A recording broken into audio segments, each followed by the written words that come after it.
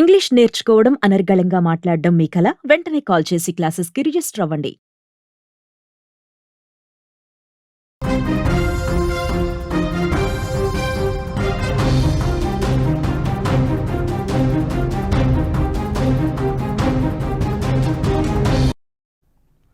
ధర్మస్థలిలో వందల కొద్ది శవాల్ని పాతిపెట్టానని చెబుతున్న భీమా ఇప్పుడు మాట మార్చడం మొదలుపెట్టాడు. భీమా మాటలో చాలా స్పష్టంగా తెలుస్తోంది, తాను పాతిపెట్టిన చోట శవాలు లేవని, అవి ఎక్కడికెళ్ళాయో అర్థం కాలేదని చెప్పుకొస్తున్నాడు. భీమా నిన్న సాయంత్రం ఒక నేషనల్ మీడియాకి ఎక్స్క్లూజివ్ ఇంటర్వ్యూ ఇచ్చాడు. ఆ ఇంటర్వ్యూలో చాలా సంచలనాత్మక విషయాలు చెప్పాడు. ఎవరైతే భీమా ఇప్పుడు మీ స్క్రీన్లో చూస్తున్నారో ఇతని గురించి మీకు తెలియనిది కాదు. ఇతనే ధర్మస్థలిలో మహిళల పైన లైంగిక దాడి జరిగింది, వాళ్ళని మానభంగం చేసి అత్యంత దారుణంగా చంపి నా దగ్గరికి తీసుకొచ్చి శవాలని పాతిపెట్టమని చెప్పారని పోలీసులకు ఫిర్యాదు చేశాడు. జూన్ 4వ తేదీన చేసిన ఈ ఫిర్యాదు పైన కేరళ ప్రభుత్వం ప్రత్యేక సిట్ను ఏర్పాటు చేసింది.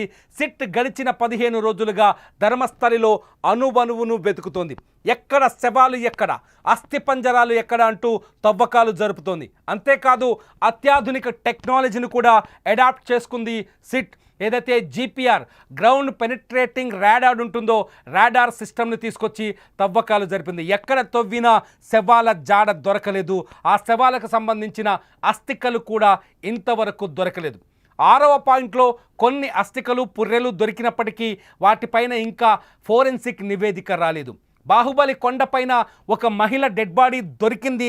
బకెట్లలో తీసుకొని ఆ డెడ్ బాడీని కిందకి తీసుకొచ్చి ఫోరెన్సిక్కి పంపించారు. కానీ ఆ మహిళని చంపిందెవరన్నది కూడా బయటపడలేదు. ఎందుకంటే భీమా చెబుతున్న మాటలకి ధర్మస్థలలో ప్రాక్టికల్గా అంటే అక్కడ జరుగుతున్న సంఘటనలకి పూర్తి విరుద్ధం కనిపిస్తున్నాయి. ఎందుకంటే భీమా వందల కొద్ది శవాల్ని పాతానని చెప్పాడు. 500 మందికి పైగా మహిళలు ధర్మస్థలలో గడిచిన దశాబ్దాల కాలంగా హత్యలకు గురయ్యారని, మానభంగాలకు గురయ్యారని, రేపులకు గురయ్యారని చెప్పుకొచ్చాడు. భీమా తనే 100కు పైగా శవాలని ధర్మస్థల పరిసర ప్రాంతాల్లో పాతిపెట్టానని చెప్పాడు. భీమా మాటల్ని పూర్తిగా నమ్మిన సిట్ ఏదైతే స్పెషల్ ఇన్వెస్టిగేషన్ టీం ఉందో ఆ భీమా మాటల్ని నమ్మి అతను తీసుకెళ్ళి అతను చూపించిన చోటల్లా తవ్వకాలు జరిపింది. ఇప్పటికున్న అప్డేట్ ప్రకారం దాదాపు 16 చోట్ల తవ్వకాలు జరిపితే కేవలం 2 చోట్ల మాత్రమే అస్థికలు లభించాయి. ఒకటి 6వ స్పాట్, రెండవది 11వ స్పాట్. అయితే ఈ శవాలకు సంబంధించిన హిస్టరీ బయటకు రావాలి. వీటిపైన టెక్నికల్ ఎవిడెన్స్ని సిట్ సంపాదించాలి. దీనికి ఈ శవాలకు సంబంధించి ఇంతవరకు సిట్ ఎటువంటి అధికారిక ప్రకటనలు కూడా చేయలేదు. కానీ భీమా నిన్న ఇండియా టుడే అనే ఒక జాతీయ ఛానల్తో మాట్లాడాడు.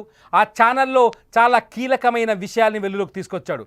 భీమా చెప్పిన మాటల్లో మొట్టమొదటిది ఏంటి అంటే, నేను శవాలని పాతి దాదాపు 20 సంవత్సరాలు అవుతుంది కాబట్టి ఆ స్థానాలు లేకపోతే ఆ ప్రాంతాలు ఆ భూభాగంలో మార్పులు వచ్చాయి, అందుకే నేను చెప్పిన చోట శవాలు దొరకట్లేదని చెప్తున్నాడు. రెండో మాట వచ్చేసి శవాలని ఎవరైనా దాచిపెట్టుంటారా, అక్కడి నుంచి తొలగించి ఉంటారంటే ఉండవచ్చు అని కూడా సమాధానం చెప్తున్నాడు. మూడో మాట వచ్చేసి తను ఎక్కడైతే శవాలని పాతిపెట్టానో ఆ ప్రాంతాలని నేను పూర్తి స్థాయిలో గుర్తించలేకపోయానని కూడా చెప్పాడు. అంతేకాదు ఇప్పుడు సిట్తో పాటు తాను కూడా ఉన్నాడు. తవ్వకాలు జరిగే సందర్భంలో ఏం దొరికాయి ఎక్కడ అని చెప్తే ఉత్త వాటర్ తప్ప ఎక్కడా ఏమీ కనిపించలేదని చెప్పుకొస్తున్నాడు భీమా. అంతేకాదు నేత్రావతి నది సరిహద్దులో నది ఒడ్డున దాదాపు 70 మంది మహిళల మృతదేహాల్ని పూడ్చిపెట్టానని కొత్తగా ఒక లెక్క కూడా చెబుతున్నాడు. అంతేకాదు ఒక రోడ్డు పైన మనం 13వ స్పాట్ చూసాము. 13వ స్పాట్లో రోడ్డు పైన దాదాపు 10ల సంఖ్యలో అక్కడ నేనే స్వయంగా డెడ్ బాడీని తవ్వి పూడ్చిపెట్టానని చెప్తున్నాడు. ఈ 13వ స్పాట్ పైన మరికొందరు సాక్షులు కూడా ఉన్నారు. ఒక 7 మంది అదనపు సాక్షులు సిట్ ముందు వాళ్ళ వాంగ్మూలాన్ని కూడా ఇచ్చారు. కానీ ఇంతమంది కలిసి ధర్మస్థలలో డెడ్ బాడీస్ని పాతిపెట్టాము, డెడ్ బాడీస్ని చూసాము, డెడ్ బాడీస్ పాతిపెట్టారు, అక్కడ మహిళలపై మానభంగం జరిగింది, వాళ్ళని చెరిచి చంపి రక్కి హింసించి ఆ తర్వాత ప్రాణం తీశారని సాక్ష్యాలు వాంగ్మూలాలు చెప్తున్నారు. ఒక వర్గం పూర్తి స్థాయిలో ధర్మస్థలలో హత్యల స్థలంగా మార్చేస్తున్నారు. ధర్మస్థల పూర్తి స్థాయి క్రైమ్ జరిగిందని చాలా బలంగా విశ్వసనీయంగా చెప్తున్నారు. కానీ ప్రాక్టికల్గా అవి ఎక్కడా కనిపించట్లేదు. భీమా కూడా ఇప్పటికీ తను మొదట ఏదైతే పోలీసులకు తను ఫిర్యాదు చేశాడో, తన వాంగ్మూలాన్ని ఇచ్చాడో ఆ వాంగ్మూలంపైనే నిలబడి ఉన్నాడు, కట్టుబడి ఉన్నాడు. శవాల్ని పాతింది ఈ చేతులతోనే పాతి పెట్టానని ఇండియా టుడే ఇంటర్వ్యూలో చాలా స్పష్టంగా చెప్పాడు. తాను పాతిన ప్రాంతాలను గుర్తుంచుకున్నానని, 20 సంవత్సరాల పాటు నేను ధర్మస్థలలో లేను, అక్కడి నుంచి పారిపోవాల్సి వచ్చింది. కాబట్టి 20 ఏళ్ల క్రితం తాను పాతిపెట్టిన చోట్లు కానీ ప్రాంతాలు కానీ నేను సరిగ్గా గుర్తు పెట్టుకోలేకపోవచ్చు. మరొక ప్లేస్లోనైనా ఖచ్చితంగా శవాలు ఉంటాయి, వాటి అస్థికలు దొరుకుతాయనే ధీమాను వ్యక్తం చేస్తున్నాడు. ఎందుకంటే భీమా ఇంకా కాన్ఫిడెన్స్గా ఉన్నాడు, నమ్మకంగా ఉన్నాడు. తాను శవాల్ని పాతిపెట్టిన ప్రాంతాలు సరిగ్గా గుర్తుపట్టలేకపోతున్నానేమో, కానీ ఖచ్చితంగా పాతిపెట్టింది మాత్రం అబద్ధం కాదని చెప్తున్నాడు.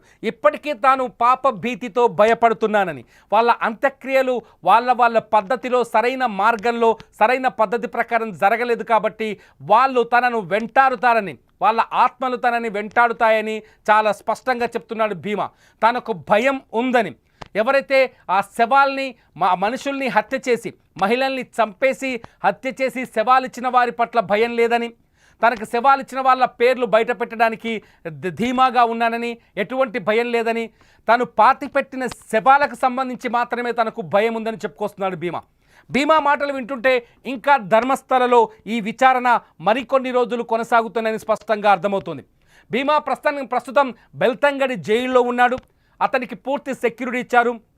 ఈ సెక్యూరిటీ మధ్యలోనే ఇండియా టుడే ఛానల్ ఒక సంచలనమైన ఇంటర్వ్యూ చేసింది. ఆ ఇంటర్వ్యూలో భీమా ఎవ్వరూ వినలేని నమ్మలేని నిజాలు మాట్లాడుతూ వచ్చాడు. భీమా మాటలు, అతని గొంతులో ఉన్న ధీమాను చూస్తుంటే ఖచ్చితంగా సిట్ మరికొంతకాలం ధర్మస్థలలో విచారణ జరపాల్సిన అవసరం ఉందని అర్థమవుతోంది. ఇంకొంతకాలం, ఇప్పటికే దాదాపు 16 స్పాట్లలో తవ్వకాలు జరిగాయి, 16 చోట్ల తవ్వకాలు జరిపారు, రాడార్లను తీసుకొచ్చారు, అట్లాగే ప్రొక్లైనర్ల సాయంతో తవ్వకాలు జరుపుతున్నారు.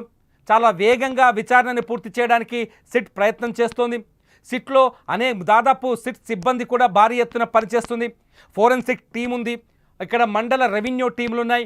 వీళ్ళందరూ కలిసి చాలా ఇన్వెస్టిగేషన్ని ముందుకు వేగంగా పూర్తి చేసే ప్రయత్నం చేస్తున్నారు.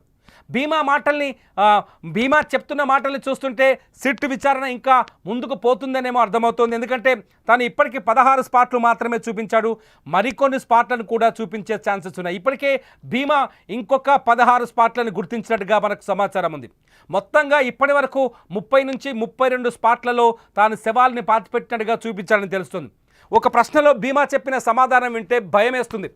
ఎక్కడ ప్రత్యేకంగా ఈ ప్లేస్లో శవాల్ని పాతిపెట్టమని వాళ్ళు మీకు చెప్పలేదా అంటే భీమా చెప్తున్నాడు, ఒకప్పుడు ఇది అటవీ ప్రాంతం, అటవీ భూమి ఎక్కువగా ఉండేది, రోడ్ల విస్తరణ తక్కువగా ఉండేది, ఎక్కడ డెడ్ బాడీ దొరికితే అక్కడే గొయ్యి తీసి పూడ్చిపెట్టేవాళ్ళమని చెప్తున్నాడు భీమా మాటలన్నీ మొత్తం విచారణని మరో మలుపు తిప్పే పరిస్థితి కనిపిస్తుంది. ఎందుకంటే ఇంకా ఈ విచారణ ముందుకు సాగుతుందని అర్థమవుతుంది. ఇప్పటికే కర్ణాటకలో ధర్మస్థల హత్యల వ్యవహారం రాజకీయ దుమారాన్ని రేపుతోంది.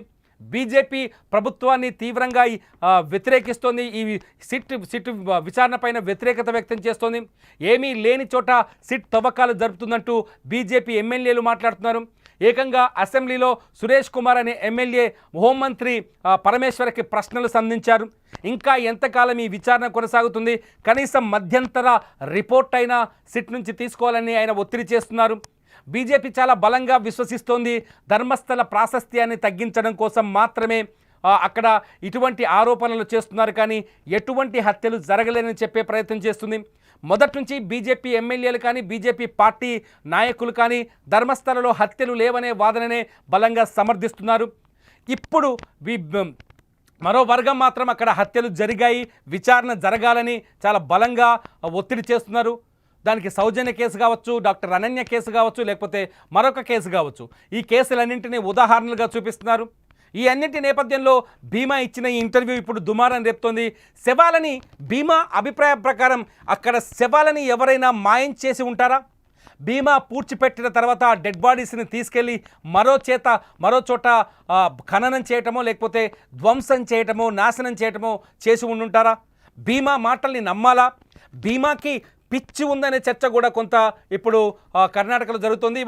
ఇది మాస్ బరియల్ కాదు, మాస్ హిస్టీరియా అనే ఒక హ్యాష్ ట్యాగ్ ఇప్పుడు ట్రెండ్ అవుతుంది.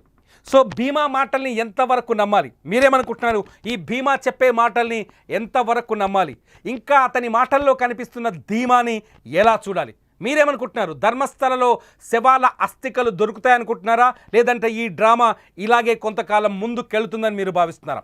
మీరేమనుకుంటున్నారో ఈ వీడియో కింద కామెంట్ చేయండి. లైవ్ అప్డేట్స్ కోసం, ధర్మస్థల అప్డేట్స్ కోసం చూస్తూనే ఉండండి సుమన్ టీవీ డిజిటల్ లైవ్, అట్లాగే సుమన్ టీవీ లైవ్.